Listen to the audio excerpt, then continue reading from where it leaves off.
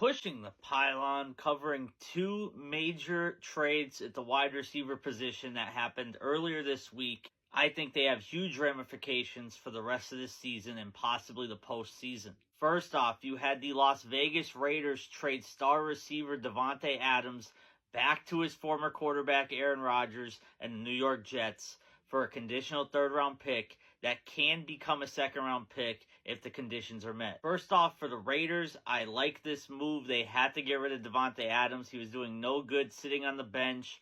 The Raiders, respectfully to Raiders fans out there, I don't believe they're a contender this year. Davante Adams was a prime candidate to move on. Possibly Max Crosby's next. However, for the New York Jets, I think Davante Adams, at absolute worst, is a decoy and takes a lot of heat off of Garrett Wilson, and then we can start seeing Garrett Wilson really emerge as the receiver we all thought he would be when he was drafted.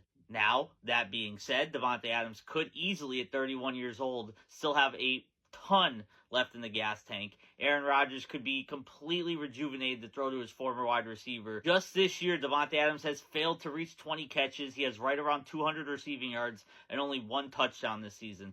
Look for those stats to inflate at a rapid rate if Aaron Rodgers finds his old connection here in New Jersey. What do I think it means for the Jets' playoff chances? It gives them a much better chance. However, as we're about to touch base on next, their division rival, the team ahead of them in the division race right now, also gained a wide receiver. In this trade, we had the Cleveland Browns trade Amari Cooper and a 2025 sixth-round pick to the Buffalo Bills for a 2025 third-round pick and a 2026 seventh-round pick. Now, unlike the New York Jets, the Buffalo Bills needed a clear number one wide receiver bad. They were relying on the likes of Curtis Samuel, Keon Coleman, Khalil Shakir. So Dalton Kincaid can't do it all. Josh Allen, the superstar that we all believe he can be, needs a number one receiver. Who better than Amari Cooper, who should be motivated as ever to go for that championship? He's done just about everything else in his career. Trade certainly puts a lot of doubt and critique about the Buffalo Bills to bed, including a lot that I've had about the Buffalo Bills, not believing they were a true contender this year.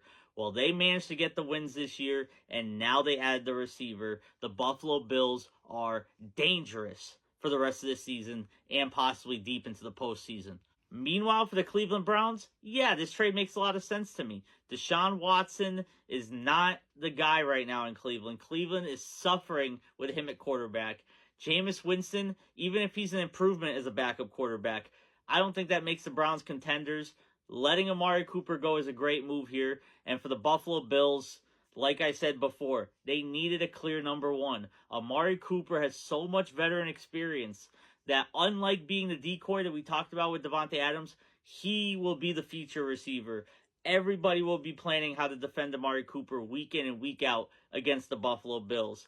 That may open up more lanes for the Khalil Shakirs, for the Curtis Samuels, for James Cook when he comes back. Even Dalton Kincaid doesn't have to be the best target on offense anymore. That may open him up on a lot more routes than we've seen this season. And Amari Cooper this season has 24 catches, around 250 yards, and a pair of touchdowns. And mainly that came from one game, as against New York Giants, 86 yards and 2 touchdowns in that game. So pretty quiet year for Amari Cooper. Like Davante Adams, look for those numbers to quickly and rapidly inflate in that Bills offense, even more so than the Jets offense. The thing that these trades have in common, however, are there's two AFC teams that are seeing that their season's not going like they planned. They're dumping their top receiver for draft picks to a fellow AFC East team, as a matter of fact. And both of those AFC East teams are looking to push for the playoffs now. Their division rivals like New England, they have Drake May going in.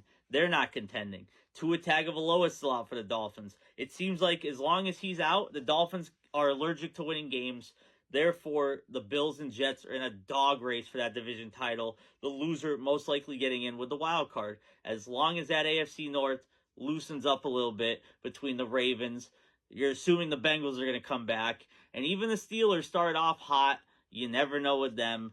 This could be a fun AFC playoff picture for the rest of the season. But tell us what you think. Were the Jets and Bills both the clear winners here? Which team do you trust more getting out of that AFC East and getting a run at Patrick Mahomes, possibly unseating and dethroning the AFC champs that we've seen for the past few years. Which team do you think is better for that? Make sure to comment on Pushing the Pylon.